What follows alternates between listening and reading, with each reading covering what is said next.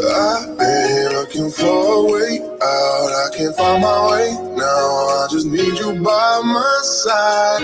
Lately, I've been thinking, baby, we could get away and never look back. Never look back. Never look back. No, never look back. Never look back.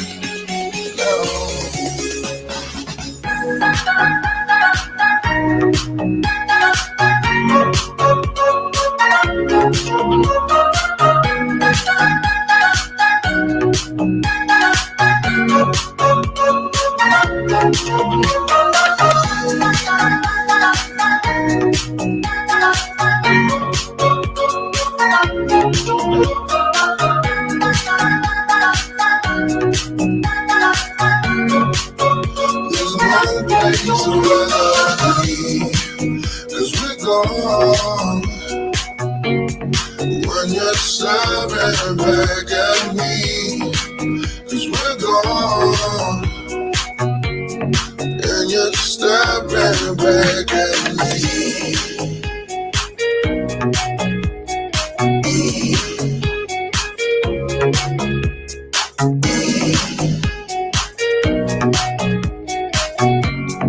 And you're staring back at me.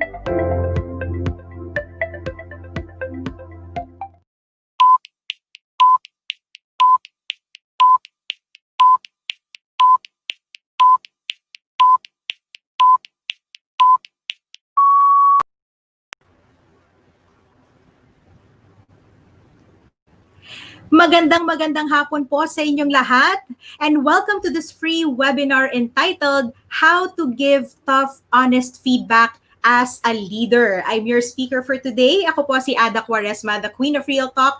And this webinar is presented in partnership with Limitless Power Coach. Kaya naman, live na live po tayo ngayon sa Zoom as well as sa Facebook page at sa YouTube channel ng Limitless Power Coach. At bago po ako magtuloy-tuloy, I'd like to encourage everyone to interact with me all throughout this webinar in the chat if you're in Zoom or on the comment section if you're on Facebook or on YouTube. So right now, can you please type in the chat yes if you can hear me as well as your location. So maya-mayang konti magbabasa po ako ng ilan sa mga comments.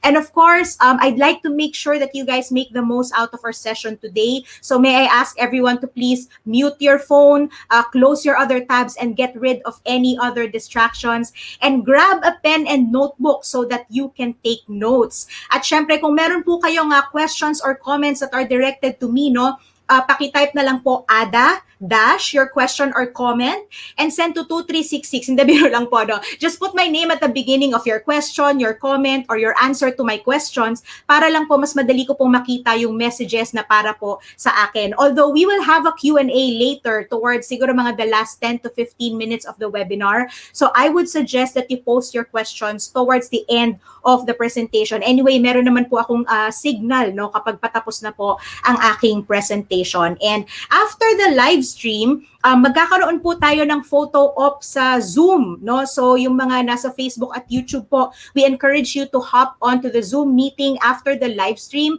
para makasama din po kayo sa ating photo op. Ayan. So, sige, basa-basa muna tayo ng mga comments dito. Good afternoon. Yes. Naririnig daw po ako. Yes. Hello po sa mga naka-tune in from Cebu City. We have people from Caloocan, San Pablo City, Laguna, Sultan Kudarat, hello po, General Santos City, Antipolo City, Quezon City, ayan, Calamba, Laguna, wow, nationwide pala talaga tayo, Kidapawan, Tuguegarao, San Juan, Mandaluyong, Cebu, ayan, Maragusan, Davao del Oro, Pasig City, Polomolok, ayan, yung iba nabubulol ako, pasensya na po. Wow, nationwide pala talaga tayo. Feeling ko tuloy nasa showtime ako.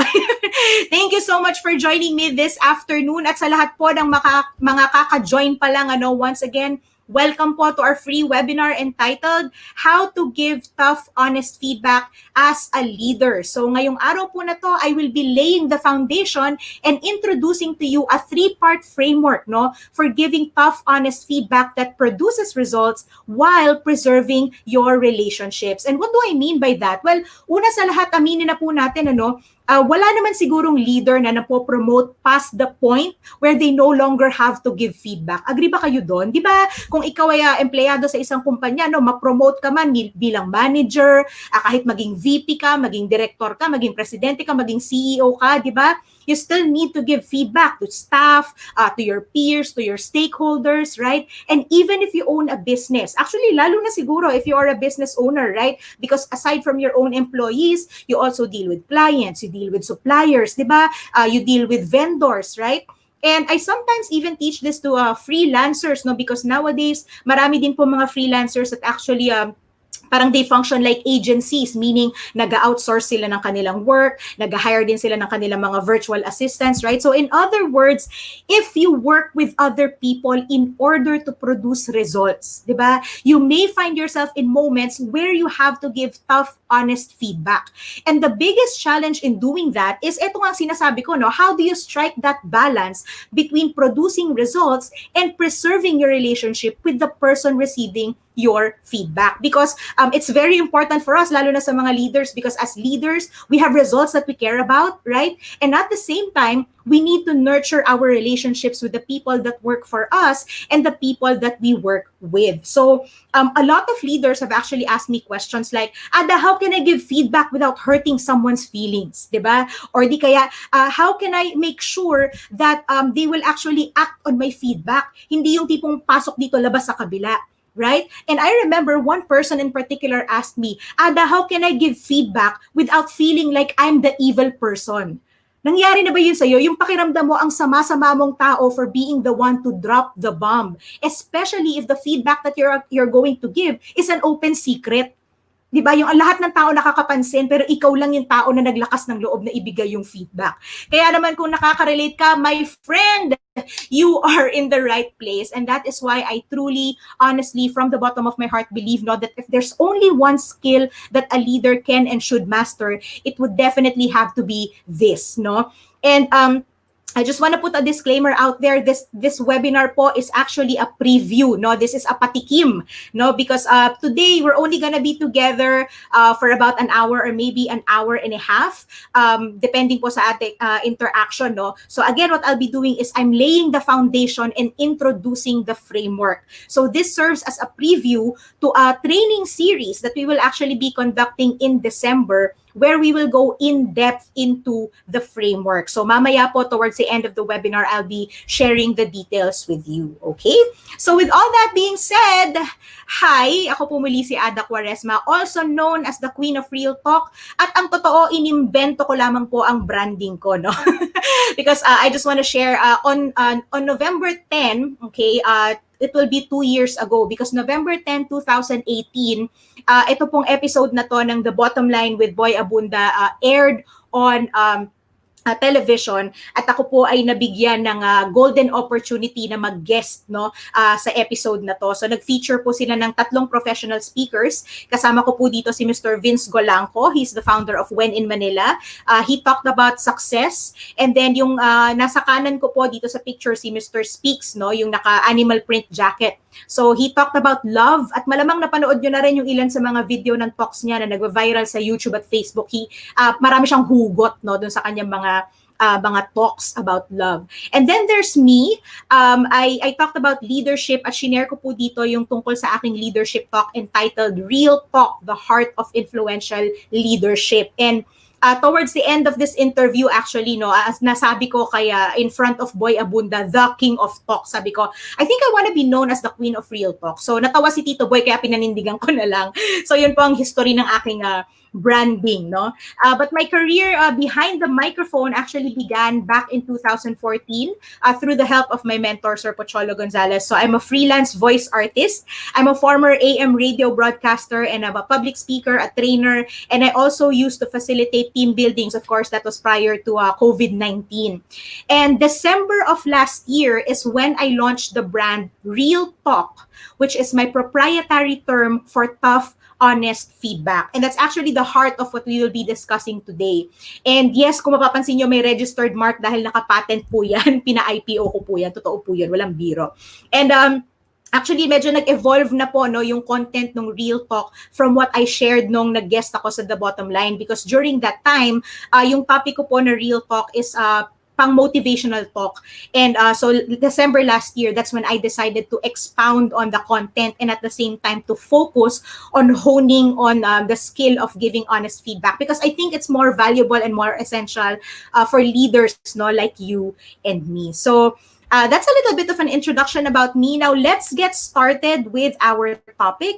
And I'd like to kick off our discussion today with a game. Ayan, maglalaro po tayo. At malamang familiar na kayo sa game na to kung kayo po ay nanonood ng The Ellen DeGeneres Show. Ayan, yung game na Never Have I Ever. O, di ba? So, you've probably seen Ellen play this game with several guests on her show. So, we're gonna do something similar, except that this is going to be a compressed and a more wholesome version of that game. And in the spirit of being grammatically correct, I call this game Never Have I Ever Had. Okay? So, simple lamang po ang gagawin natin. On the next slide, I will be showing you a list, no, of the kinds of people that you may have experienced managing in your role as leaders. Okay, so ang kailangan nyo lamang pong gawin is in the chat box or in the comment section, type the letter. So multiple choice po siya, so letter lang po ang isasagot ninyo.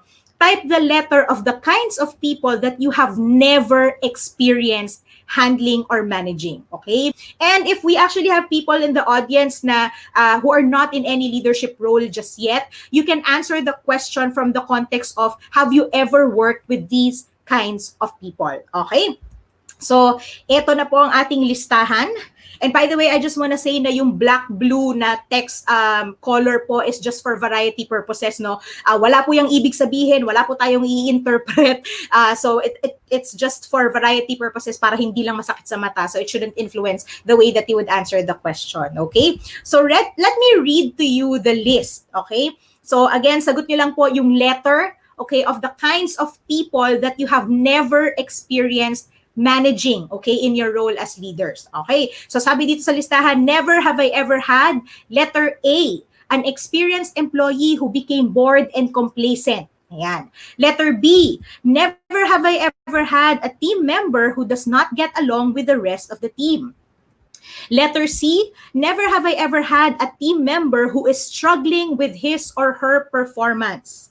Letter D, never have I ever had a staff who thinks their performance is better than it actually is. Letter E, never have I ever had an employee with a chronic behavior problem. And letter F, never have I ever had none of the above. Ibig sabihin, kung sinagot mo F, you have handled them all. Parang Pokemon lang. Ayan. So, sige po, type your answers in the chat.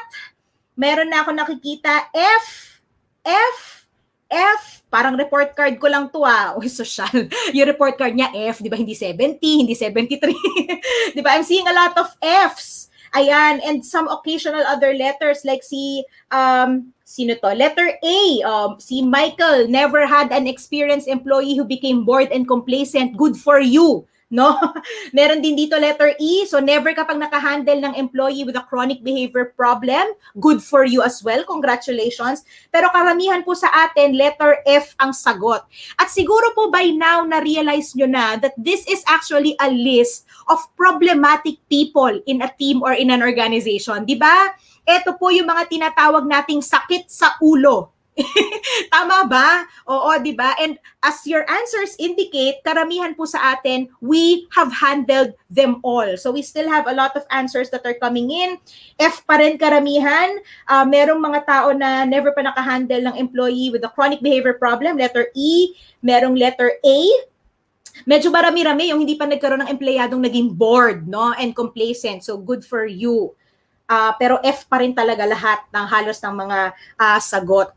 Okay, so let me switch slides in 3, 2, 1. Maraming salamat sa lahat ng mga nag-participate sa ating game.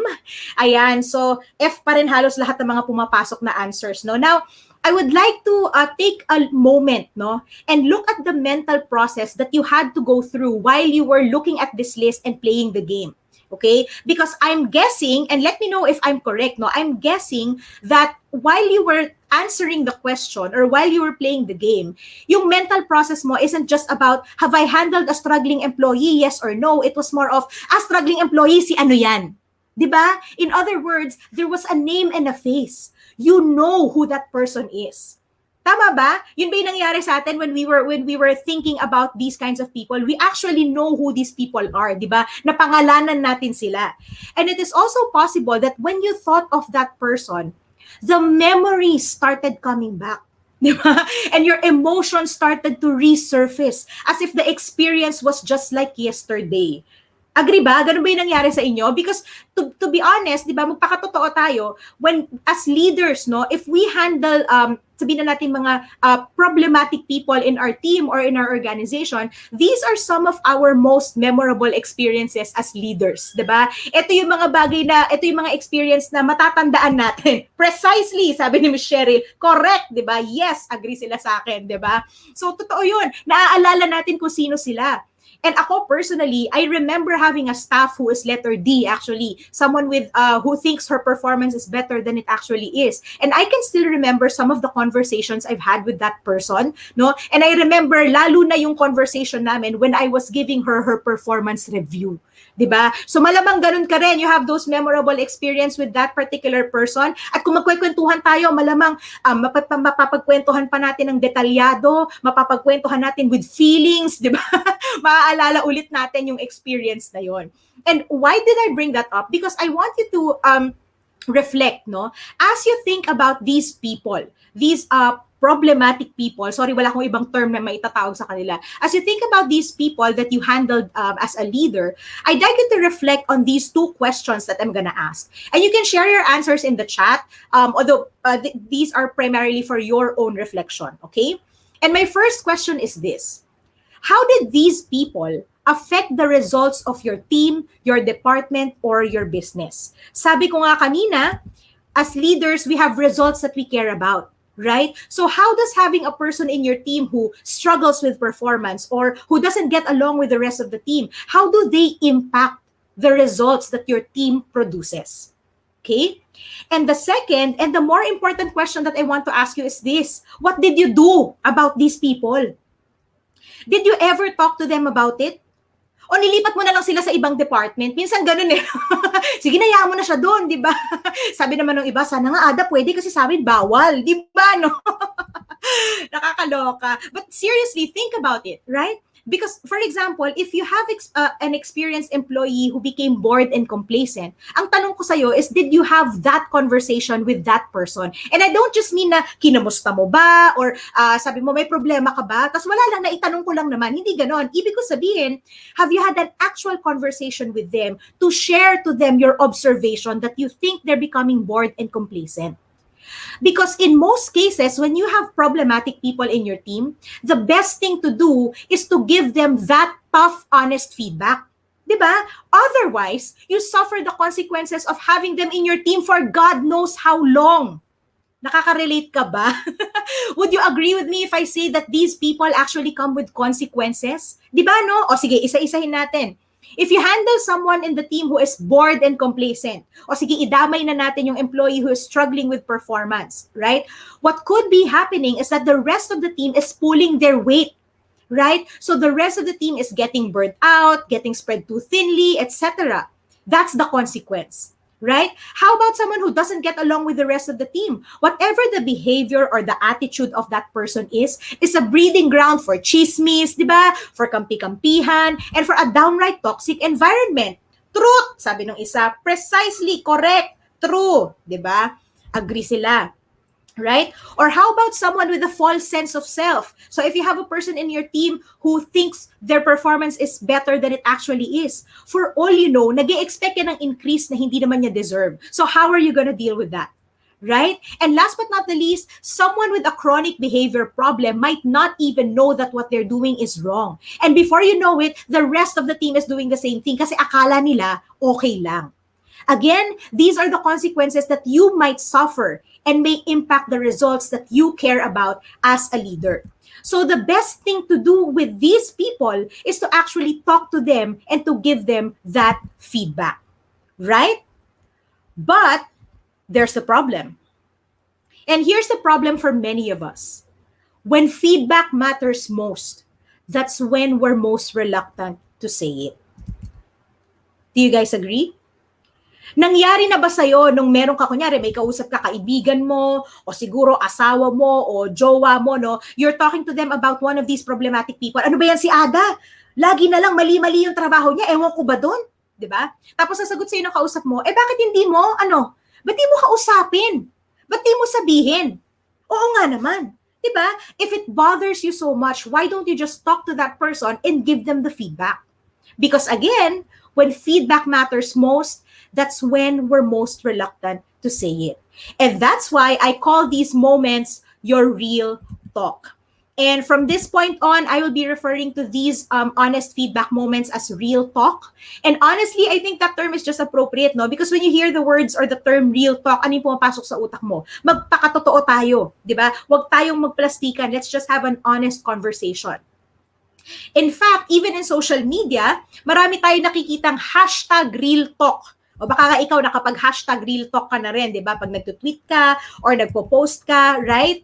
And in fact, recently I went to Twitter, no? Just for out of curiosity, I went to Twitter and searched hashtag real talk. And I found tweets like this. Sabi nung isa, never waste your feelings on people who don't value you. Hashtag real talk. Oh, yan. Ito pa isa. Sabi niya, I'm tired of people being so judgmental. Fix what's wrong with your life before you start judging mine. Hashtag real talk. Ibig sabihin, itong mga tweet na to, mga hugot. Diba? Mga saloobin ng mga tao. And these are actually thoughts and feelings, if you look closely, that they wish they could say to a specific person. Parang may pinapatamaan, may pinaparinggan. Pero hindi nila kayang sabihin, so anong ginawa nila? Tinweet na lang nila, di ba? Pinost na lang nila. And I think, guilty tayo lahat dito. We've all done it in one way or another. Di ba? Pag may mga hugot tayo, pinupost natin sa social media, hindi na, imbes na kausapin natin yung tao na yon. So why do I call these honest feedback moments real talk, and why is it actually written like this? Well, first of all, my basic definition of a real talk, no, is eto po yung mga bagay na gustong-gusto nating sabihin pero hindi natin masabi-sabi. And the reason why R.E.A.L is an acronym is because I actually came up with the meaning, no, of the word real, which stands for the 4 characteristics of these feedback conversations that make it a struggle for most of us. So isa-isahin po natin ang meaning. Letter R stands for raw. Okay? In Tagalog, hilaw. Alright? So pag sinabi nating raw, it means it's uncooked, it's unprocessed, it's unprepared, right? And in the context of a dialogue, raw means unrehearsed. And so a real talk or a feedback conversation is raw for 2 reasons. Because number 1, there's no script or there's no PowerPoint to dictate the flow of the conversation. And the second reason it's raw is because you don't know how the other person will respond. At hindi ka naman direktor, di ba? At hindi naman to teleserye. This is real life, right? And kahit na sabihin mo nang you're having a formal coaching session, for example, let's say, for example, you're doing a performance review, even if it's like a formal conversation, no? Hindi mo pa rin pwedeng idikta kung ano yung sasabihin ng tao. Hindi mo pwedeng sabihin na, pag pinag-usapan natin yung yung areas for improvement, dapat chill ka lang, dapat hindi sasama yung loob mo, huwag ka magagalit. O kung iiyak ka man, dapat sa isang mata lang tutuloy luha mo. Di ba? Hindi mo naman pwedeng sabihin yon. And that's why a real talk is, for in the most part, no, raw. Okay? Letter E stands for emotionally charged. Nako, aminin na po natin, no, may mga bagay, may mga tao, may mga sitwasyon na iniisip mo pa lang na bubwisit ka na. And we tend to explode when we are at the height of our emotions and our logic goes out of the window. Actually, mamaya, pag-uusapan po natin yung science behind that, no? But when our emotions take over us, we usually don't think about what we do or what we say. Like, ikaw ba nangyari na ba sa'yo yung tipong galit na galit ka, meron kang nasabi, di ba, na hindi mo pinag-isipan, tapos nung nahimasmasan ka na, you suddenly thought of a better way to say it. Right? So that's what happens when we are emotionally charged. Okay? Letter A stands for anticipating attack. Okay? So ito, importante po ito because when we have tough, honest feedback to give, we usually predict that the other person is going to be defensive. In fact, that's the number one reason we are reluctant to give our feedback in the first place. Kasi iniisip natin, baka umiyak, baka sumigaw, baka magalit, baka magbasag ng gamit, baka manapak. And the truth is, we could be right. No? But the problem when we anticipate attack is we bring ammo into the conversation. May dala po tayong bala. Okay? And that bala could be in the form of evidence. Sino dito yung kapag meron silang feedback na kailangang ibigay, magdadala pa sila ng ebidensya? Diba? Dadaling ko yung footage ng CCTV, dadaling ko yung printout ng biometrics, ano pa, dadaling ko yung employee handbook, dadaling ko lahat ng memo na na-issue na sa kanya dati, dadaling ko yung kopya ng Article 1 million, Section 757, diba? Lahat na lang na pwede mong dalhin, dadalin mo para wala siyang kawala. Right? Another type of ammo that we bring into our conversations are witnesses. So hindi tayo nagdadala ng actual na tao into the conversation with us, but what we do is we bring their statements. Actually napansin din nila, no? Hindi lang ako, sila din. So nandadamay tayo ng ibang tao. O minsan mag-i-email ka, it has come to my attention that, ibig sabihin, may nagsabi sa'yo, hindi lang ikaw yung nakapansin. Right? And another type of ammo that we unknowingly bring into our feedback conversations are our evil intentions. And motives actually play a big role in how we approach our feedback conversation. So what do I mean by evil intentions? What I mean by that is instead of simply wanting to solve a problem, which is the reason why you would want to give the feedback in the first place, diba? So instead of simply wanting to solve a problem, when you're anticipating attack, we sometimes detour, no, to a self-serving and often an unhelpful agenda. So now we're giving feedback not just to solve a problem, but we're actually giving feedback to win an argument, no, or to show them who's boss. Or sometimes we give feedback so that we can hurt the person para malaman nila na nasaktan din nila tayo. In other words, when we anticipate attack, we attack first before they can attack us. Okay? And last but not the least, letter L stands for life or death. Not of someone, no? Parang awa nyo na, huwag po kayo magpatayan sa real talk nyo. Not of someone, but of something. Because usually, when you have tough, honest feedback to give, it's either the issue or the person, or both the issue and the person are important to you. You care deeply about them. So it feels like a big risk if you speak up what you really think and feel. Okay? For many of us, it could mean the life or death of a friendship, no? Of a relationship, or a good first impression with the boss, right? Or sometimes it could be more tangible, like the life or death of a promotion, or of a sale, or of a business deal, right? In other words, it feels like you're risking something big by speaking up. Okay? So, yan po ang ibig sabihin ng real talk, no? And those are the 4 characteristics that make giving our tough, honest feedback a struggle for many of us. And ito po ang ilan sa mga examples ng ating real talk, both at work and at home. Let me know kung nakaka-relate ka. Okay? So at work, ito. How do you tell a peer that you end up doing his or her share of responsibility in a project? Ikaw na yung gumagawa ng trabaho niya kasi hindi siya nag-comply, hindi niya nami-meet in deadline. So how are you gonna give that tough, honest feedback to a peer? Okay? Or how about this? How do you tell your boss that you overheard him calling you incompetent in front of his peers? Ang tanong, sasabihin mo ba? Diba? In most cases, hindi natin sasabihin yan sa kanya, diba? On a personal level, eto. How do you ask your spouse or your jowa about a suspicious text message that you read on their phone? In most cases, you won't talk to them. You will stalk them. Tama? Eto pa. Hygiene concern. How easy it is to tell someone, friend, bad breath ka, friend, di ba? Gaano kadaling sabihin yun sa isang tao? Ipa-positive scripting mo na lang ba? Sabi mo, friend, ang boring, no? Tara, toothbrush tayo. Di ba? Pwede bang gano'n na lang isabihin natin? Or last but not the least, eto, breaking up with your significant other. And this is probably one of those real talks that all of us wish we won't have to go through, but sometimes it's inevitable, di ba?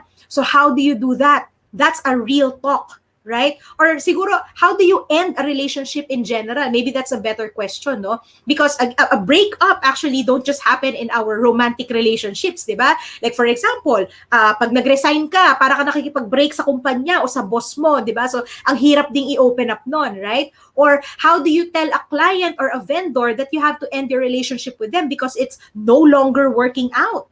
Mahirap din yon, di ba? Nakaka-relate ka ba? Ikaw, ano naman ang example ng iyong mga real talk? So, i-share mo yan din sa chat. Mamaya, magbabasa ako ng ilan sa mga comments, ano? And so, now that we understand the meaning of a real talk, it's also important to understand how we actually deal with these kinds of conversation, because as human beings, we actually have a default setting, no, on how we deal with a real talk. And it's actually based on science, because when you need to give someone tough, honest feedback, our brain puts that moment in the same category as when a caveman actually faces a predator. No, in other words, it categorizes or recognizes a real talk as an imminent danger. And these kinds of danger situations actually trigger our survival mechanism of fight or flight. Okay? So, ibig sabihin po nun, we respond to a real talk today the way a caveman actually responds, no, to a bear or a saber-toothed tiger that they see in the jungle. So, ano ba nangyayari doon sa caveman? So, let's take a look at the science. So, when a caveman, no, faces a predator, what happens is his body would actually release adrenaline. So we are mostly familiar with adrenaline as the emergency hormone, di ba? And so what adrenaline does is it directs our blood to flow to the parts of the body where power is needed the most. At saan po yun? In our arms and in our legs, okay? Because in the case of this caveman, para po makasurvive siya in the midst of a wild animal, dalawa lang po ang choices niya. It's either labanan niya yung hayop na nasa harapan niya, no? O tumakbo siya ng mabilis na mabilis para hindi siya makain o mapatay. So that's his survival instinct at work. Alright? So fast forward naman sa panahon natin ngayon, siguro naman nag-evolve na tayo, no, bilang tao. So hindi na tayo nakatira sa kuweba, di ba? Siguro hindi na tayo hinahabol ng mga wild animals, di ba? Paminsan-minsan na lang siguro, no? But despite of everything that evolved in us, as human beings, we are still wired for the fight or flight response in a high-stress moment, just like a real talk, no? So let's take a look at the context of fight or flight in a real talk situation. So unahin po natin yung fight, because fight is actually a more obvious response, okay, to a real talk. What do I mean by that? It means it's easy to see when two people are fighting, di ba? Nagsisigawan, nagsusuntukan, nagsasabunutan, di ba? So you can easily see when two people are fighting. It's obvious when a casual conversation becomes brutal, no? Or when a meeting becomes a debate. So obvious po ang fight response. Madali natin siyang makita. And any form of physical or verbal attack is actually a form of a fight response. And for most of us, we default to fight, okay, when we feel the strong urge to defend ourselves or our position in a given situation. At sa totoo lang po, if you think about it, we should be giving ourselves a pat on the back when we fight. Alam niyo kung bakit? Because at least we gathered our courage and actually spoke up. At least, naging honest tayo. Yun nga lang, because we're drugged with adrenaline, no, we're usually not the best version of ourselves. So, anong ginagawa natin? We throw insults, nagiging sarcastic tayo, di ba? Sumisigaw tayo, we cross our arms, we roll our eyes. We do things that could almost guarantee that the other person will fight back. Right? And that's why when you respond in a fight, when you do the fight response, it almost always has a catastrophic ending. Kasi pagkatapos ng away, ano nangyayari? Di ba, nagkakasakitan ng damdamin, di ba? After a fight, you're no longer in speaking terms, right? And at worst, some people or some relationships actually end after a fight despite everything na pinagsamahan ninyo nung tao na yun. Ang saklap, di ba? That's why I call these kinds of real talk a real talk gone wrong. Okay? So, sino dito may mga real talk gone wrong, yung mga nakaka-relate, no? And i-share, you can share it in the chat if you would want to. But I think, it's safe to say that all of us have been there. Diba? We've all been in a fight situation. And we all know how painful it is to fight and then lose. Tama ba? Nasaktan ka na ba dahil nakipag-away ka? Right? I think we've all been there. And that is why, for most of us, our more common response is flight. Okay? So flight is the more common response to a real talk because sabi ko nga, many of us have been burned with the fight response. So we decided we'd rather flee. Diba? So when we say flight, it means that we choose not to talk to the person. So what do? We walk out. We shut up. We hold grudges, no? Nagtatanim tayo ng sama ng loob. You pretend not to see anything. You withhold important information. Right? You avoid talking to that person about a specific topic. Ito yung tinatawag nating walking on eggshells. Right? Ingat na ingat ka na hindi mabanggit yung topic o yung pangalan, di ba? Para lang wala ng away. Right? Or sometimes, you even avoid the person altogether. Iiwas ka na lang, lalayo ka na lang, hindi ka na lang mapaparamdam. Kaya nga nauso yung ghosting. Di ba? But the thing is, not talking to that person doesn't mean that we don't talk at all. Kasi katulad nga na sinabi ko kanina, no? We don't talk to that person but we rant on social media or we tell other people. Right? So another thing or another flight response that we do is we work around the issue. Ano ibig sabihin nun? We fix the problem when we think they're not looking. Now, I'd like you to take a look at this comic strip on the left side of the screen, no? This old couple. So they're talking. Sabi ni Lolo, whenever I get mad at you, you never seem to get upset. How do you manage to control your temper? Sabi ni Lola, I just go and clean the toilet. How does that help? I use your toothbrush. Right? Well, I hope this doesn't happen to any one of us, but this is a perfect illustration of how working around can sometimes put us in even greater danger. So sana pala nag-uusap na lang tayo pag meron tayong samaan ng loob. Diba? Kasi hindi pala natin alam kung anong nangyayari, right? Kapag hindi tayo nakatingin o pag hindi natin sila kinakausap. In the workplace, another example of a workaround that we do, especially as leaders, no, is when we reassign a task from someone who is not doing it right to someone whom we think can do it better. And if you've been a leader long enough, you've probably done it more than once. Tama ba ako? You redelegate or you transfer, a responsibility or a task or a project from someone to another person, right? And alam niyo po sa totoo lang, wala naman pong problema sa pagre-reassign because of course, sometimes it's a critical change that's mandatory. Right? But when you do or when you reassign tasks as a way to avoid giving the feedback, dun po tayo nagkakaproblema because you're not really, solving a problem and you're stripping away opportunities for that person to improve and to actually grow. Right? So again, any attempt to withhold your truth is a flight response. It means that you'd rather flee or you'd rather do everything else except talk to that person. Ito po yung tinatawag kong mga long overdue conversations. O, sino dito ang may long overdue conversation? Taas ang kamay, di ba? Very true, sabi. That is the case if we are reactive rather than proactive, sabi ni Miss Annie Marie. Tama. Yeah, super relate. Thank you, Miss Joanne. Oo, may real talk daw si Sir I had one with my ex. Ayan, o, di ba? It's not that hard to give feedback to peers as long as it is true and you tell it in a nice way. Thank you, Ms. Cheryl. Yes, that's a valid point. So thank you so much sa mga comments ninyo. And so, babalik ako, no? And what I would recommend, by the way, is even if you don't share it in the chat, okay, you can actually identify one of your real talk gone wrong, when you responded with fight, no, and one long overdue conversation when you did the flight response, and so that as we progress through this discussion, mas makarelate ka, with your personal experience, no. Now, let me highlight something that I mentioned in this slide, because I mentioned in the beginning that flight is actually a more common and a more damaging response to a real talk. So siguro po many of us would think that bakit flight? 'Di ba? Fight would actually bring more damage to, let's say, a team or an organization kasi pag nag-aaway yung mga tao, nagkakasakitan, 'di ba? Nagkakagulo, 'di ba? Magsisiraan pa yan ng gamit, 'di ba? Yung mga ganon. So why is the flight response more damaging? Well, teka, titingin muna ako ng mga comments dito while I let this virus dance around my screen. Sometimes, even if you say it in the nicest way, it still depends on how that person will take what you say. Sabi ni Ferry, yes, super true, no? Ang dami dito sasabi, super relate, super relate, super relate. Oh, relate na relate daw silang lahat. Buti naman nakaka-relate kayo. No? Well, that's the reason why we're having this conversation in the first place. So, sige. Balik tayo sa discussion natin. Earlier, I said that the flight response is a more damaging response to a real talk. And why is that? The flight response is more damaging because when people do it often and do it long enough, they're actually spreading a virus, okay? So related po itong graphic na to.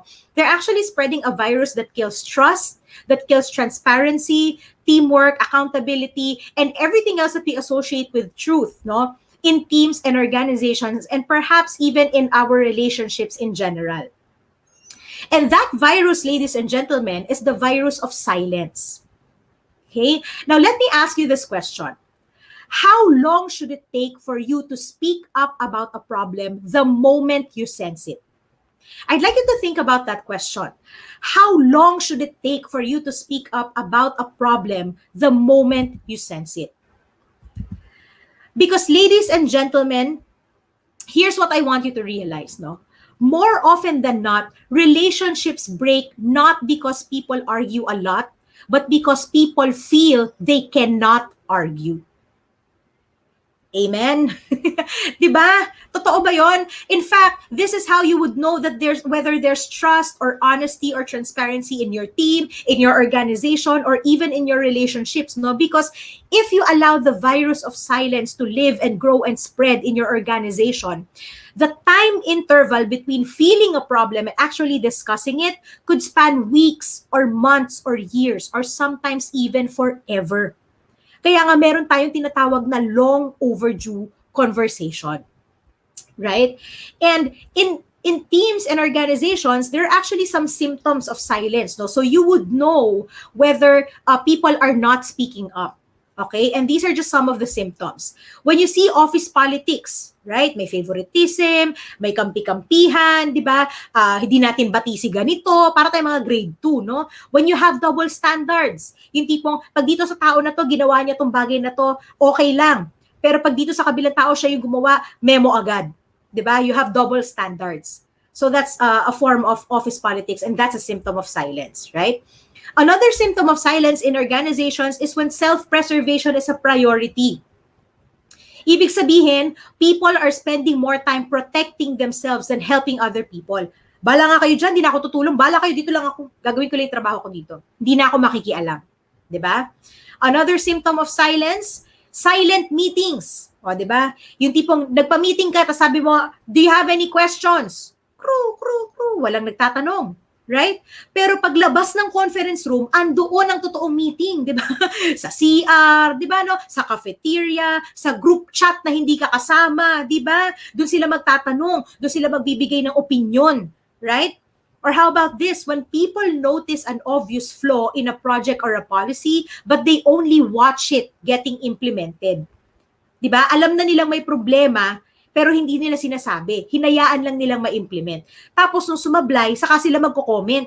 Alam mo, sabi ko na, nakita ko na yan nung umpisa pa lang eh. Naramdaman ko na yan eh. Diba? And unfortunately, ladies and gentlemen, this is how cultures or workplace cultures are actually formed. No? And personally, this is a pain point for me, no? Because I've seen a lot of gurus having profoundly and elaborately defined the word culture. Pero alam nyo, with all due respect, no, simplehan na lamang po natin. Because what it really all boils down to is culture is how people behave that your business tolerates. No? Pasintabi na lamang po sa mga matatamaan. Because again, if you allow symptoms of silence in your organization to ferment and perpetuate, yan po ang nagiging kultura ng inyong kumpanya. Hindi po yung nakapaskil sa ating mga sa pader sa office, no? O di kaya yung nakasulat sa brochure natin at sa ating website. Whatever you tolerate, right, is what becomes your workplace culture. And honestly, I think this COVID situation, the pandemic, is actually a test of our company culture, especially when most organizations are actually forced into remote work. Tama ba? Because it became challenging to reinforce behaviors, to reinforce standards, di ba, no? Because again, ito po ang tatandaan natin, culture is how people behave that the business tolerates. Okay? And one thing that I would like to share with you that is that silence apparently has a cost. no? We are actually paying a price for not speaking up or for tolerating a culture of silence in teams and organizations. I actually read a research. No, there was a research done in the U.S. a few years ago, and they wanted to quantify how much time and money are being lost. No, when people are not speaking up in organizations, and the research is entitled "Costly Conversations." No, and you can find it on the internet. It's an interesting research, and according to that study, people actually waste a total of 7 days, okay, or 168 hours and an average of 7,500 US dollars. Pag kinonvert mo po yan sa peso, 360,000 plus pesos po ang kalalabasan yan. For each, okay, for each real talk or for each feedback conversation that they fail to do. Yun po ang tinatawag nating cost of silence. Because when people aren't able to speak up in the workplace, much of their time and energy are spent complaining to other people, doing unnecessary work or rework, or sometimes some people would ruminate about the problem, so they end up bringing emotional baggage to the workplace. So ibig sabihin, naaapektuhan yung kanilang productivity, yung quality of work, their revenue, and the many other results that you care about as leaders. Right? So, I mean, think about it, di ba? What more can your business do with an extra 360,000 plus pesos, no? Or with an extra 168 hours of productivity or productive work, right? And I think, to be honest, in some cases, maybe the cost or the damage is even bigger. Like, think about the people in healthcare, di ba? Kung nasa hospital ka, kung nasa pharmaceutical industry ka, it is possible that the damage is even bigger, right? Lives are literally at stake, di ba? When people don't speak up. Or how about people in the government, right, who are basically in charge of an entire country? It's possible that the damage or the cost of silence is actually bigger, right? And so maybe with all that being said, siguro naiisip natin, are we doomed? No? Ganito na lang ba tayo palagi? Forever na lang ba tayong fight or flight? Right? Forever na lang ba tayo mag-aaksaya ng panahon, ng oras, ng pera, just because we find it difficult to give honest feedback? Well, here's the good news for you, because as it turns out, we don't have to be stuck in choosing to whether to fight or to flee forever. Okay? Because there's actually a third option. So hindi lang po fight or flight ang option natin in our real talk.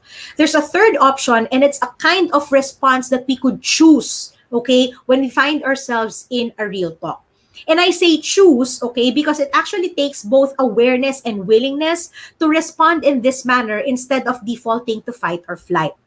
The right response is what I call the love response. The love response is basically what we've been talking about at the beginning, no? How to strike a balance between producing results and preserving relationships when you give your feedback. And I call it the love response because when you are able to do this, your real talk is actually focused on achieving what's best for the situation and for the people involved. Okay? At dito na nga po papasok yung tinatawag kong framework, which I actually call the Real Talk Roadmap. Okay? And so the Real Talk Roadmap actually serves as our navigation guide, no? When you find yourself in a feedback conversation or when you find yourself in moments when you have to give tough, honest feedback. And so the roadmap po consists of principles, tools, steps, and techniques, no, to help you navigate the 3 stages of a real talk, namely set up, speak up, and follow up. And these are essentially before, during, and after a real talk. And again, for the purpose of this webinar, I'm going to give you an overview of each stage, no? So I could end this presentation in about 15 minutes siguro, and then we will have some time for Q&A, okay? So each stage of the roadmap has a mission, okay? Followed by the things that we need to do for each stage in order to achieve the mission and then move on to the next stage. So let's go through each of them. Unahin po natin syempre yung setup stage, which is before your real talk. And this is important because wouldn't you agree with me that even before you open your mouth to speak, there's already a conversation that's going on in your head? Agree ba kayo doon? Diba? That's why I actually say that 80% of our real talk happens internally. It happens inside us bago pa tayo magsalita. So we need to set ourselves up in order to be able to speak up. Okay? So in the setup stage, your mission, should you choose to accept it, is to get your head and your heart right. All right? Because whatever is going on in your head and in your heart literally dictates, okay, how you approach your real talk. It dictates your tone of voice, it dictates your gestures, it dictates your choice of words, it even dictates the outcome that you want out of the conversation. Okay? So, how do we get our head and our heart right in the setup stage bago pa tayo makipag-usap, no? There are 5 things that you need to do, and these are not really steps that need to be done in order. Think of them as like pieces of a puzzle that work together. Okay? They're basically internal processes for you to reflect, to assess, and to realize where your head and your heart are para mailagay mo sila sa tama nilang lugar. Okay? So, ano-ano yung 5 na yon? Unahin na natin yung number 1 is clear your head of meaning. Okay? Alam mo, lagi natin sinasabi, no, bawal maging judgmental. Pero kung magpapakatotoo po tayo, you and I both know that we make silent judgments about other people. 'Di ba? Especially when they do something that is not aligned with our expectation of them. And that's why when someone does something that we find wrong or stupid or offensive, ang instinct natin is to give meaning to what they do. Right? We judge them. We make conclusions. We label people. We call them tamad, we call them bobo, we call them sinungaling, di ba? We label them. And another thing that we do is we make assumptions about why they did what they did. Baka naiinggit. Baka tinatamad, di ba? Sinisindak ako nito So all those are actually meanings, no, that we are giving to ourselves. So why clear your head of all these meanings? Because these are the ones that cause you to be emotionally charged in your real talk. In other words, it's not what the person did, but what you think they did, no, that cause your negative emotions in your real talk. That's why you need to release them, so that you need to identify them so that you can actually release them, no? Now, the second thing that you need to do is to get clear with your motive. Now, here's the good news when it comes to motives, no? In most cases, we have the purest intention for the feedback that we would like to give. Maganda yung intention natin. All right? But when you allow yourself to be consumed with all these meanings in your head, what usually happens is the evil intentions, remember the evil intentions that I talked about in the beginning, this is when they start to creep in. Okay? So getting clear with your motive means that even before you speak, no, you need to be clear about what you truly want out of the conversation and to develop a sense of awareness if an evil intention is slowly creeping in without you knowing it. Okay? So kailangan malaman natin, you have a sense of awareness na, wait lang, nag-iiba na yung motibo ko. 'Di ba? Wait lang, nafo-frustrate na ako, parang iba na 'yung nagiging gusto ko, hindi na para lang mag-solve ng problema. So get clear with your motive. Okay? Now, the third thing that needs to happen in the setup stage is to listen to what you thought and felt but did not say. And this is very important. And here's actually a good exercise that you can do, no? Homework nyo, pwede rin, no? Think about a real talk gone wrong. Sabi ko nga kanina, a real talk gone wrong is when you default to fight, no? Nakipag-away ka. Now, think about that conversation, no, and get a piece of paper. On that piece of paper, on the left side, so divide it into 2 columns, and on the left side, write down what you said in the actual conversation. And on the other column, write down what you thought and felt but did not say. Okay? Now, here's what's gonna happen. No? 2 things will actually happen when you do this exercise. Number 1, magsasayang ka ng papel. Because usually what happens is that you just tend to fill one part or one column of the paper. And that's usually the part where you write what you thought and felt but did not say. Okay? And so the second thing that happens to you when you do this exercise is you will realize how much you're actually filtering out of these conversations. Yung tipong ang dami mo palang hanash, di ba? Pero eto lang yung nasabi mo. And it's important to realize that because if what you don't talk about, you act out. No? Yung mga bagay na hindi mo nasasabi, nare-reveal ng body language mo. And usually, they have a negative impact on the conversation. Okay?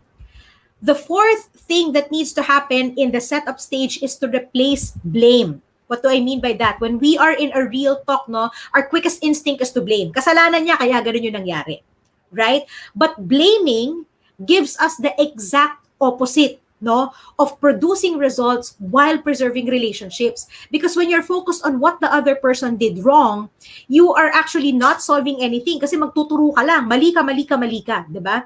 And the other thing that you do is you run the risk of damaging the relationship. Right? So, but simply saying, "Adi, don't blame others, no, don't blame other people," it's not really the solution. So instead of don't blame others, ang advice ko is to replace blame. And what I mean by that is instead of blaming, what you need to do is to notice your role. Because blaming is actually looking and pointing at the other person, while noticing your role is looking at yourself first. Because the reality is, whether you know it or not, and whether you admit it or not, okay, we have a role, okay? We contributed something kung bakit nagkaganon yung nangyari. So before you speak, before you give your feedback, you need to assess how you have contributed to the problem. Ano ba naging papel ko? Ano ba yung nagawa ko o hindi ko nagawa kaya nagkaganito yung sitwasyon? Well, we do have some common roles, no, in situations. Like for example, one of the roles that we unknowingly play in a tough feedback conversation is when we didn't raise the issue the first time it happened. 'Di ba? Yung tipong hindi pala okay sa'yo, pero hindi mo sinabi. So inulit at inulit ng inulit, right? So your silence became a sign of approval to that person. Akala niya okay lang. Right? The other another role that we could have played in a particular situation is when we trigger the other person's behavior. And I think many of us are guilty of this. Yung tipong maayos na nagtanong, maayos na nag-raise ng concern, tapos namiloso po ka, di ba? Or naging sarcastic yung sagot mo, di ba? Yung tipong kunyari sabi sa'yo, nag-start na ba yung meeting? Tapos sasagot mo, ay oo, kaya nga nandito pa ako, di ba? Right? And maybe for you, it's a joke, di ba? Nagpapatawa ka, but aminin na natin, di ba, in most cases, hindi ganun ka-tight yung relationship natin with the person na ginaganon natin for them to even find it funny. Right? So sometimes, it's our behavior or our reaction or response that actually triggers, no, how the person actually responded to us. Another role that we could play in certain situations is when we make the other person feel it's not okay to ask for help. Di ba? Nakita mo ba yung ganito? Eh di hanapin mo, 'di ba? Paano ba gawin yung ganito? Eh di i-Google mo, right? So you made them in a way it made the other person feel that it's not really okay to ask for your help. Ay nakakatakot na malapitan si Ada, 'di ba? So notice your role. Okay? And last but not the least, name your real problem. Okay? So for example, when someone says, "Ano ba 'yan? Hindi man lang pinatay yung ilaw. Ako na lang ba lahat ng gagawa dito?" Diba? Ang tanong, yung ilaw ba talaga ang problema niya? Right? When we don't name the problem in the setup stage, no, even before we open our mouth to speak, one of two things will either happen when we get to our feedback conversation. It's either, una, you bring up the tiniest part of the problem. Uy, pakipatay naman yung ilaw next time. When you know deep down inside that a bigger problem is actually frustrating you. Right? So, ibig sabihin, hindi nare-resolve yung totoo mong problema. Right? Either that, or instead of bringing up the tiniest part of the problem, ang nagiging tendency natin is we dump all our stuff, right? In a single conversation. So, instead of just bringing up the problem about the light, bigla mo nalang masasabi, pagod na nga ako sa trabaho, kaliit-liit na bagay, hindi mo ginawa. Tapos pag naputulan tayo ng kuryente, kasalanan ko pa rin? Ha? Diba? Ang dami mong sinabi. And obviously, when someone receives all that stuff, diba? When you dump that kind of a statement to a person, ano sa tingin mo yung magiging reaction niya? Right? And so that's exactly, usually magtatanong pa, ano ba talaga problema mo? Diba? And that's exactly the question that you should be asking yourself in the setup stage, right? Ano ba talagang problema mo? Because when we usually have tough, honest feedback to give, our problem actually comes in bundles, no? So you need to assess, right? Hindi lang isa ang problema mo. Minsan mas may problema ka dun sa relationship mo with that person because of what happened, or minsan yung problema mo yung pakiramdam mo, 'di ba? What you think the situation actually means, right? So you need to identify what your real problem is. You need to dissect the issue. And you can ask yourself questions like, what exactly is it that's frustrating you about what that person did? Or what exactly did you want to change? Or what exactly do you want to see moving forward? So those are the questions that you can ask to help yourself name your real problem. Okay? So once you've done all those 5 things, then you're ready to go to the next stage, which is the speak up stage. So you're finally ready to give the feedback. Yay! So bago yan, basa muna ako dito. Ayan, most of the time, natural reaction as a human being. Okay, tama naman, no? Natural reaction daw ng human beings, yung maging defensive, right? It's natural for a person to get frustrated. Natural yon, actually, totoo. I agree with that. Sige po. So let's proceed to the speak up stage. Ayan. So this is the part where you're going to give your feedback, no? And in the speak up stage, your mission, okay, again, should you choose to accept it, is safety first and always. Okay? It means that all throughout your real talk, you need to make sure that you, as the giver of the feedback, and the person receiving your feedback both feel safe to talk about the issue.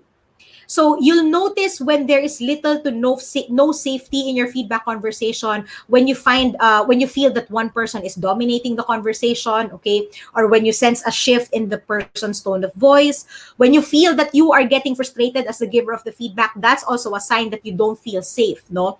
Or when you feel tempted to filter out certain things, those are signs that that there's little to no safety in a feedback conversation. And unfortunately, I don't have the time to go through the how to create safety right now, but I will be giving you a couple of free resources in just a bit, no? But I want to expound on the topic of safety. Because unfortunately, we live in a world where we were led to believe that the truth hurts. Naniniwala ba kayo doon? And ako personally, I find that statement problematic, no? The truth hurts, but it will set you free. I actually made a YouTube video a few months ago to rant about the truth hurts, but it will set you free. But anyway, for me kasi, the problem with the truth hurts is that it keeps us stuck with the fight or flight response. Why? Because it feels like our actual content is the one that is causing the pain. Parang masakit yung sasabihin ko kasi yun ang totoo. But here's what I want you to realize, no? In most cases, people get offended with an honest feedback not because of what is being said. People get hurt and offended with honest feedback not because of what is being said, but because of who said it and why we think they're saying it. Okay? Sino dito yung may mga kaibigan na kayang-kaya nilang balahurain? Taas ang kamay. May mga kaibigan ka bang gano'n? Yung tipong wala kang pag-aatubili, di ba? Kayang-kaya mo sabihin sa kanya, friend, amoy araw ka na, di ba? O pwede mo sabihin, ang pangit na makeup mo. O di kaya, bakit yan ang jowa mo ngayon, di ba? Wala nang positive scripting na magaganap. Right? You have friends that you can say the wrong thing to and still feel like you're doing the right thing for them. Diba? Kung may mga kaibigan kang gano'n, ako, yakapin mo yung mga yan, ingatan mo yung mga yan, diba? But the reason you can do that with them is because you feel safe with these people. And you've probably heard of the term psychological safety because a lot of people in the personal and the organizational development space use this term nowadays, no? Psychological safety. Well, psychological safety means it's the sense of trust and confidence that what you say will not be used or held against you. Diba? That when you speak your truth, you won't be judged or embarrassed or rejected or punished, no, by simply saying what you really think and feel. And that is your goal in the speak up stage. Okay? So in this, and again, we wouldn't have time to go through the how, no, at least not in detail, but in a nutshell, these are the things that need to happen when you are giving your feedback. Okay, first, we have a 5-step formula for giving honest feedback without offending the other person. So it turns out there is a formula that we can use, no? And the second thing that we need to do in the speak up stage is to use the tools for ensuring that there's safety all throughout your real talk. And by tools, I mean communication tools like your listening skills, you know, the language that you use, the words that you use, those are also very important. And even a sincere apology. Alam mo, one of the things that will help create safety around a feedback or an honest feedback is apology. Now, let me say something about apology, no? Because a lot of times we would say, ba't ako magsusorry? Hindi naman ako yung may mali, siya naman, di ba? Well, here's what we need to remember, no? The purpose of an apology is not to right a wrong, but to heal a hurt. Okay, tandaan po natin yan. Because kahit tama ka pa, no, if you know that you've hurt the other person's feelings, you owe that person an apology. Again, the purpose of an apology is not to right a wrong, but to heal a hurt. I'm sure marami sa atin ang tinamaan, di ba? And last but not the least, in the speak up stage, we also need to be aware of the dialogue killers that we need to avoid, no? And what to say instead. So we there are certain words or phrases that we tend to use, especially when we give honest feedback, that tend to kill dialogue. So I'll go through that in just a bit, no? But if you actually go to the website realtalksolutions.asia/resources, I actually have a couple of free resources available for you to handle your speak up stage. No? So let me go through them. The first one is this email course. And I think a lot of you guys are actually here attending this webinar because you have already signed up for the email course. So thank you very much. So I have an email course. It's free and it's entitled The 5-Step Formula for Giving Tough, Honest Feedback to Your Staff, Your Peers, or Your Boss Without Offending Them.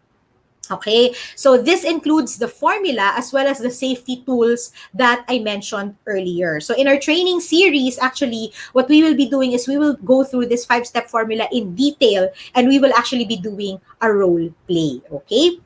And the second resource that I have for you is what I call, ito yung sinasabi kong dialogue killers, no? Ang weird palang tingnan, tatlo yung mukha ko sa screen. Okay, so I actually created a YouTube video, and along with that YouTube video, I have a downloadable PDF which talks about the 10 biggest dialogue killers and what to say instead. So I call these dialogue killers, sabi ko kanina, these are words or phrases that disrupt the free flow of meaning in a conversation. So when you hear a dialogue killer, ang tendency mo is to hold back, no? So hindi ka nagiging 100% honest, nagsugarcoat ka, nagfilter ka ng mga sinasabi mo because of dialogue killers, okay? So these are 2 free resources that you can find again on the website realtalksolutions.asia/resources that will help you handle the speak up stage, okay? And last but not the least, the third and final stage of a real talk is the follow-up stage. This is after your real talk, no? And this is also important because no matter how well you handle the setup and the speak up stage, your efforts will go to waste if you don't have a proper follow-up after your feedback conversation. And honestly, this is the part where producing results while preserving relationships is actually put to the test. Diba? Kasi dito mo malalaman, nagkaintindihan ba talaga tayo? Gagawin ba talaga natin yung napagkasunduan? Did the real talk hurt or help the relationship even more? Diba? So this is what the follow-up stage is for. And your mission in the follow-up stage is to make it easy, then make it motivating. And there's actually 2 parts to this that I need to highlight. No? Unahin natin yung it. So pag sinabi natin make it easy, then make it motivating, what exactly do we need to make easy and motivating? Una, of course, we need to make it easy, then motivating to perform the expected behavior. Okay? And later on, we're going to talk about how we're going to do that. And the second, and I think this is the part that we miss, no, especially as leaders, is that we need to make it easy and motivating for the person to speak up about their challenges in performing the expected behavior. And like I said, most of us miss this because I don't know about you, pero ako guilty ako dito. Like when you find yourself needing to have another conversation about the same issue, ang initial reaction natin is frustration, di ba? Ano ba yan? Napag-usapan na to ah. Ano ba yan? Paulit-ulit na lang ba? Di ba? But here's the thing, no? What happens is that when you don't make it easy and motivating for the other person to speak up about the challenges in performing the expected behavior, what happens is that you actually, ang initial na nangyayari dyan sa'yo is that your head and your heart would fall out of place again. Diba? May judgment ka na naman, may conclusion ka na naman. And so, ang advice ko sa inyo as leaders is that we need to be ready to have more than one conversation about the same issue that you're actually giving feedback for. Because we're talking about changing behavior. Right? Like, sino ba dito ang nakapagsubok na mag-quit mag-yosi, no? If you've ever tried to go on a diet, right? Or to quit or to change a bad habit. Ang tanong ko sa'yo, how many times did you have to start? Diba? Hindi naman porket na-bring sa attention mo, napansin or na bring up yung isang bad habit na kailangan mo i-change. Hindi naman, sige, bukas, di ba? Hindi ko na yan gagawin. So in some cases, we may actually need to have more than one conversation about the same feedback, about the same challenging behavior. And we need to create an environment that's supportive of that. No? So that's what we need to do in the follow-up stage. Okay? And the second thing that I want to highlight, so that's the it part, to make it easy, then motivating. Now, the second part that I want to highlight is this, that what we're doing is we're making it easy, then motivating. Ano ibig sabihin nun? We're not just going to make it easy and motivating. We're going to make it easy first, motivating second. And why that distinction? Because I don't know, but it feels like right now or nowadays, there's a premium for motivation. People put, parang mas pinahahalagahan ng mga tao ngayon yung motivation, to the point that skill, in most cases, is often overlooked. No? But here's what I want you to remember.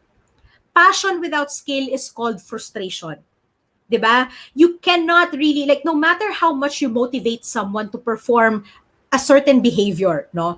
If they're not able to do it, they won't be able to do it. Ganun lang po kasimple.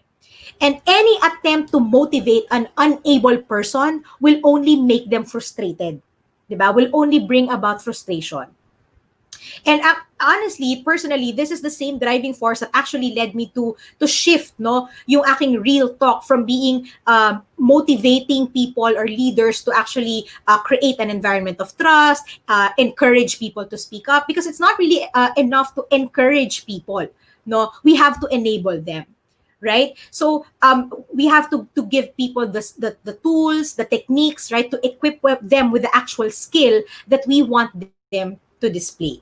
Okay? So that's what we mean. And how are we going to do that? Well, in the follow-up stage, there are two things that we do. The first thing is we use the law of influence. Lakas makatalino ng law of influence, no? Pero ang totoo, inimbento ko naman po yan. But when I say law of influence, it means make the good easy and the bad difficult.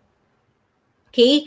The law of influence is make the good easy and the bad difficult. Ibig sabihin, make it easy for people to do what you ask them to do. Right? And when I say make it easy for people to do what you ask them to do, it means that you also take into consideration the social and the environmental factors that influence how they can display the behavior. Kasi minsan, na-overlook natin yun eh. Like, are the people around him or her enabling or hindering him from displaying the expected behavior? Is the environment conducive to performing the expected behavior? Kaya nga sabi nila, di ba, if you're serious about getting into an exercise routine, ano gagawin mo? Itabi mo yung rubber shoes mo sa kama mo, di ba? Para paggising mo, wala kang choice, magra-rubber shoes ka na. Right? That's the law of influence at work. No? You make the good easy and the bad difficult. Okay. The second thing that we do in the follow-up stage is what I call front-loading accountability. Because let's talk about accountability for just a second. When you hear the words, I'm going to hold this person accountable, when do you usually hear someone say, I'm going to hold this person accountable? Wouldn't you agree that we usually hear about holding someone accountable when something wrong has already happened? Diba? Like we talk about accountability kapag may nangyari ng problema, pag may nasira na, kapag na-escalate na tayo, di ba, pag kailangan na natin mag-refund. And unfortunately, this is where most of us get accountability wrong. Okay? Because when accountability is an aftermath to a certain behavior, people experience it as a threat, as a punishment, no? As blame. So when we say front-loading accountability, it means that we set clear expectations about the desired result even before it is produced. Okay? So sa simula pa lang, mag-set ka na ng standards, right? You set the bar high and give people an opportunity to identify and speak up about potential roadblocks to achieving the desired results. Right? So that's what you do. Because when you don't front-load accountability, ang nangyayari sa atin, we offload all of it in a real talk. Right? So, those are the two things that needs to happen in the follow-up stage. So we use the law of influence and we front-load accountability. So at a glance, here is our Real Talk roadmap once again, along with the mission for each stage. No? And again, we just went through an overview of the things that we need to do in each stage, so that we can give feedback in a way that again produces results while preserving relationships. So I hope that you find this useful. And if you would like to get an in-depth experience of the roadmap and actually learn the skill of handling your real talk, then I invite you to join us, no, in a three-part training series that's going to happen in December.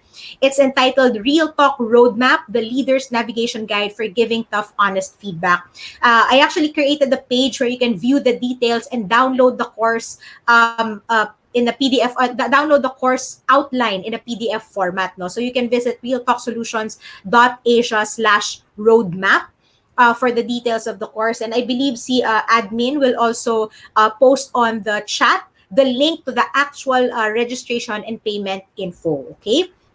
And in the training series, I just wanted to highlight, sabi ko nga kanina, we will go in-depth into each stage of the roadmap, and we will be doing a lot of exercises. So it's going to be more interactive kasi we will be having a role play. You'll also be having some reflection exercises and some sharing. So it will be more interactive, and you will be more immersed in the learning, no, of the Real Talk roadmap. And one of the inclusions of this training, which you can also find in the website, is that I will be giving each participant a 30-minute one-on-one online coaching with me. Okay? And that coaching time can be availed up to December 31st, 2021. Ibig sabihin po nun, if you join us in the training series, you actually have a free 30-minute coaching time with me that you can avail all up to all year next year, no? If let's say, for example, you want to get personalized advice about a specific real talk, or if you want to have, maybe another thing that you would like coaching on, pwede rin naman, no? So you actually have that. That's part of the inclusion of the Real Talk Roadmap Training Series. And syempre, bibigay ko po yung details nun during the actual training na po. And again, you can visit the website and download the course details, realtalksolutions.asia/roadmap. And you can also sign up for, or you can submit your contact information as well to receive updates about the course via email. So if you find this webinar helpful, then I look forward to seeing you along with the other leaders of your organization in our training series. Ayan. And total, nagpa-plug na rin lang naman ako. Can I just share? I also have a small YouTube channel. Ayan. It's called Queen of Real Talk. So I actually have a few educational videos still on the topic of giving honest feedback. Katulad nga po nitong about the dialogue killers, no? So I created the YouTube video about that. So you can search for my channel. Search nyo lang po Queen of Real Talk. Makikita nyo na po yung channel ko. Nagawa ko na po yun. Nahanap ko na rin yung sarili ko through Queen of Real Talk. So subok na po yan. I-search nyo lang. But what I would like to highlight about my YouTube channel is I actually have an advice vlog. It's called Real Talk Diaries, no? So you can send me a letter with your specific real talk, and then I will create a video to give you advice on how to address that specific real talk. So kung makikita nyo po dito sa playlist ng aking advice vlog, I've actually given advice about overprotective parents, how to open up to your boss. Meron din dito actually episode 4, how to give feedback as a leader. Ayan. So, and I'm actually looking for letter senders because honestly, I think I haven't done an episode since April. April yata yung huli kong episode. So parang awa nyo na, sumulat po kayo. I would like to be able to help more people through this advice vlog. So kung meron po kayo real talk na gusto nyong hingian ng advice, you can actually visit the website realtalksolutions.asia/diary. Ayan, at dyan nyo po makikita yung form kung saan po kayo pwedeng mag-submit ng letter. Ayan. And I have come to the end of my presentation. Sabi nila, ay, salamat. But sana marami kayo, well, not marami, no? I hope that you learned something useful and valuable today, no? And we will be doing the Q&A shortly, so now is a good time to actually post your questions. But to close this presentation, I just want to say that I know that a lot of the people who are in the webinar today are considering sharing or making this information available to the leaders of their company or organization. And maybe that's why you're here, no? So I'd like to bring this discussion into full circle by going back to what I said in the beginning, that I think that if there's only one skill that a leader can and should master, it would definitely be how to give tough, honest feedback. Because I believe that, trust, truth, and transparency are our antidote to the effects of this pandemic. Do you guys agree? Because most organizations are now experiencing constant rapid changes, right? So there's a lot of conversation about things like adaptability and being agile, right? Resiliency, right? So those are the buzzwords of our present time. But to be honest with you, I don't think we can achieve any of that if our workplace does not feel safe for the exchange of tough, honest feedback. And so I invite you guys to join me in this mission, no, in this movement to create workplace cultures where people feel safe, no, to say things like, I don't know the answer, I think I messed up, I think I need help, right? To create workplace cultures where people feel safe to call someone's attention when they're doing something wrong or when they're not pulling their weight in the team, right? Or to raise their hand and speak up about a problem the moment that they sense it without fear of being called nega or cynical, right? That they can play devil's advocate without actually feeling that they're being evil. Let's all create a workplace culture where people feel that they are safe, they are heard, and that they matter. So I hope that you can join me in that mission. And please remember that when you learn the skill of handling your real talk, the goal really isn't to make giving honest feedback easy. No, the goal is not even positive scripting or to not make the other person cry or get mad or be defensive. And the goal isn't to make the other person agree or follow on what you want them to do. Overall, the goal in learning the skill of handling a real talk is to have respect, kindness, and compassion for honesty.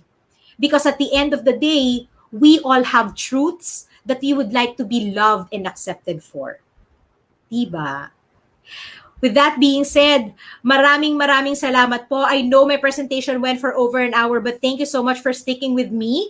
And I'm flashing my contact information on the screen, and I'd like to make a request, no? So whether or not you decide to join our training series next month, I'd like to ask you to please send me an email about your feedback about this webinar, what you find helpful and unhelpful, and also real talk scenarios that you would like to get addressed, no? Yung mga ano yung mga real talk nyo na gusto nyong mabigyan ng tulong, no, how to deal with those conversations, because I also would like to include that in the training materials and the practice scripts, not just for our upcoming training but for our future content as well. So maraming salamat po muli, and I look forward to seeing you all in the Real Talk Roadmap training series in December. Ayan. So I think we can now proceed with our Q&A. Thank you. Maraming salamat po. Ayan. So sige, basa muna tayo ng mga comments.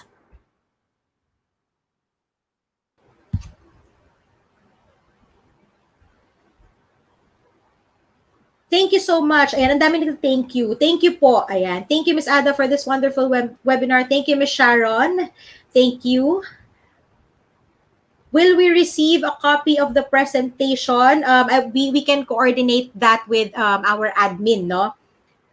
Sabi ni Ms. Cheryl Bumatay, what to do, ma'am, if a peer does not listen to a colleague, especially when accomplishing a task? I mean, boss lang po ang pinakikinggan. Okay. Well, sabi ko nga kanina, the purpose of the Real Talk Roadmap, no, is for us to actually be able to importante yung setup stage, right? Because usually when we need to give feedback, kadalasan the honest feedback that we need to give again causes us certain thoughts and emotions, no? And normally, even without knowing it, yung thoughts and emotions natin about a certain feedback nagkakaroon ng negative effect dun sa tao, 'di ba? So ang first step talaga when it comes to giving feedback is that before you even think about paano ko po ito sasabihin, the first step really in giving any feedback is to get your head and your heart right. Doon muna tayo sa setup stage, no?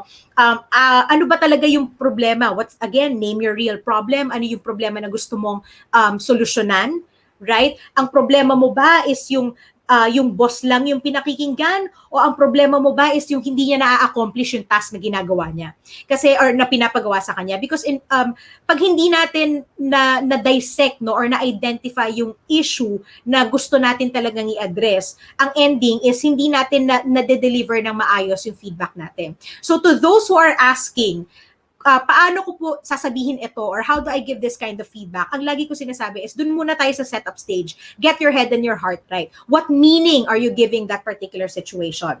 Ano yung motibo mo, right, for wanting to give that feedback, right? So dun muna tayo sa get your head and your heart right. Okay? Thank you, thank you. Maraming salamat po sa nagpapasalamat. Ayan. People are asking if we provide e-certificates for this webinar. I think the Limitless Power Coach admin will be able to address or answer that question. Sabi ni Ms. Irma, how do you handle an employee who is a perennial liar and good at getting away with things? Okay, so again, babalik ako sa sinabi ko kanina, setup stage, right? In fact, when you're, sabihin na natin, sige, you did the setup stage, you know, you identify the meaning. Usually kasi, lalo na pagka we're talking about integrity, no? We're talking about honesty issues, someone lying, di ba? What I would like you to do in the setup stage is to identify, again, number one, what's your motive for bringing up the feedback? Because sometimes when you're giving feedback about an honesty issue, no, you know that the person is not telling the truth, alam mo na parang lagi siya nagsisinungaling, etc.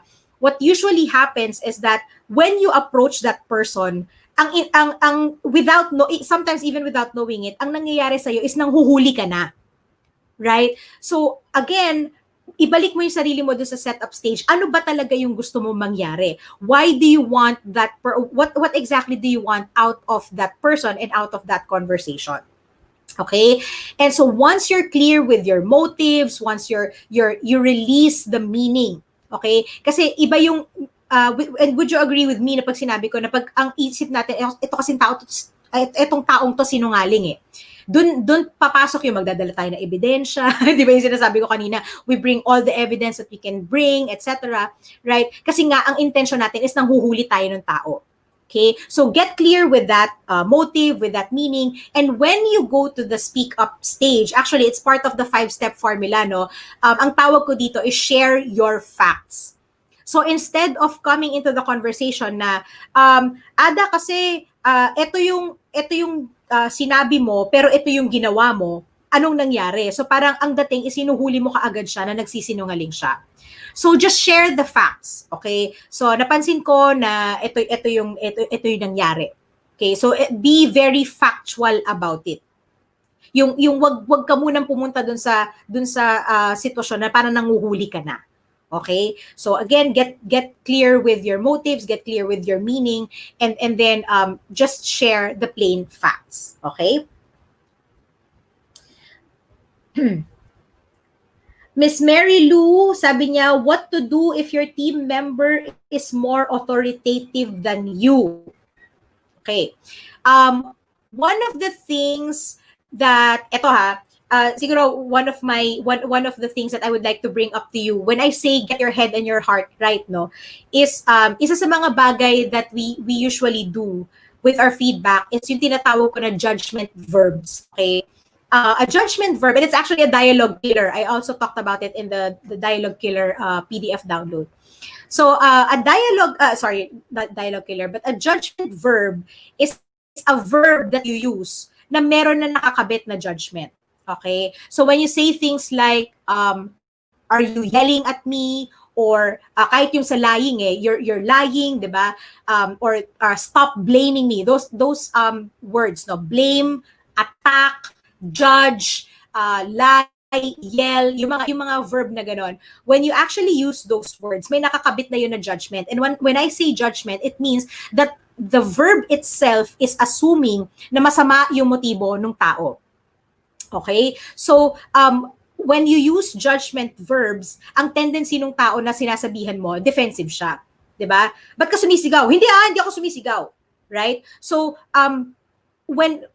you just need to be aware when you're actually using those kinds of words, and then you need to find a way to say your observation nang hindi kayo gumagamit ng judgment verb. So for example, instead of saying don't yell at me, okay, pwede mong sabihin, can you talk a little bit more softly? Parang ganon. So pwede mo bang hinaan yung boses mo? Right? Because it's not implying na sinisigawan mo ko. Ganon. Alright? So yung question ni Miss Mary Lou, no, what to do if your team member is more authoritative than you? Again, ang una ko sasabihin sa'yo, Miss Mary Lou, just like anything, no, get your head and your heart right. What do you mean when you say authoritative? Ano yung mga bagay na ginagawa niya that makes the person, that makes you feel that that person is being authoritative? Kasi pag sinabi mo sa kanya na, I notice that you're more authoritative than me, then obviously magiging defensive yung tao na yon. So what you need to do is identify the behaviors, the actual things that that person does, okay, that makes you feel that he or she is being more authoritative. Okay? Instead of sharing the feedback directly na you're more authoritative than me. So you can say, I've noticed na you do this or you do that. And when you do those things, it makes me feel that, 'di ba? Parang ganun yung line of thought na sasabihin mo dun sa feedback. So basically what you're doing is, number one, you're sharing observations, okay? You're sharing behaviors that both you and the other person could agree na yun nga yung ginagawa niya. And the second thing that you're doing in that situation is you're actually doing or using what I call tentative language. Kasi minsan, when we have another mistake that we normally do when giving honest feedback is that we tend to deliver it as a conclusion. Mali kasi yung ginawa mo. 'Di ba? Authoritative ka kasi. Right? Mayabang ka kasi. Mga ganon. Or nagsinungaling ka kasi. Right? So instead of making or using words that sound as if conclusion yung sinasabi mo, because obviously if the other person feels that kinongclude mo na yon, ma-offend siya. So ide-defend niya lang naman yung sarili niya, 'di ba?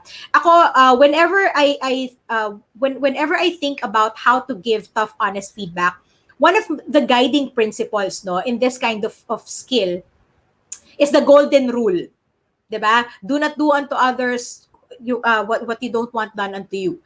Kasi, di ba, parang isipin mo lang, pag ikaw ba sinigawan ka or pag sinabi sa'yo na sinungaling ka, matutuwa ka, di ba? If I tell you na umaasta kang parang boss, magugustuhan mo ba yon? Right? Like, no, wala naman sigurong tao na gusto marinig, no, or masabihan na you're wrong, or what you're doing is wrong, or you're stupid, di ba? Or masama ugali mo. Diba? And in most cases, when we have tough, honest feedback, parang usually nagfo-fall dun sa tatlong category na yon, yung feedback na gusto nating ibigay. Right? So, yun yung isa sa mga guiding principles ko. Na pag sinabi ba to sa akin, magugustuhan ko ba to? Di ba? Matutuwa ako ba ako pag pinagsabihan ako ng ganon?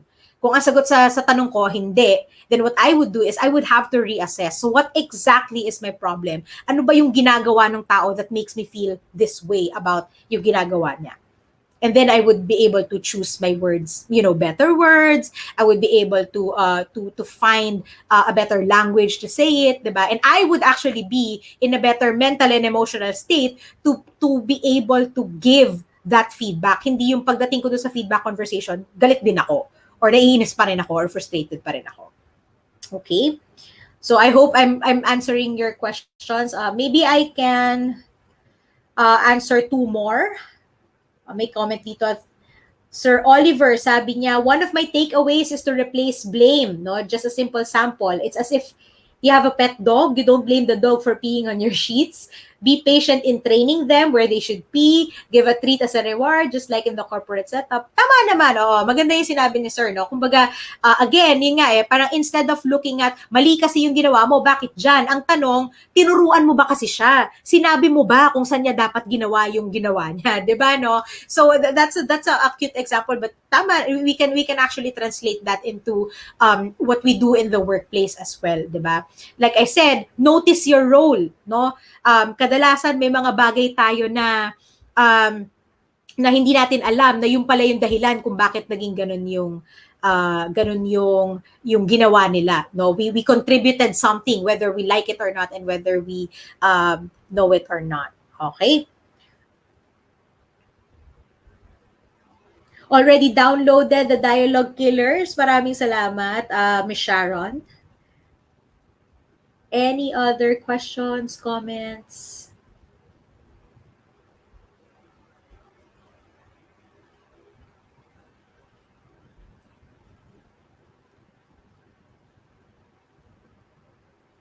Sa lahat po ng mga nagte-thank you din po.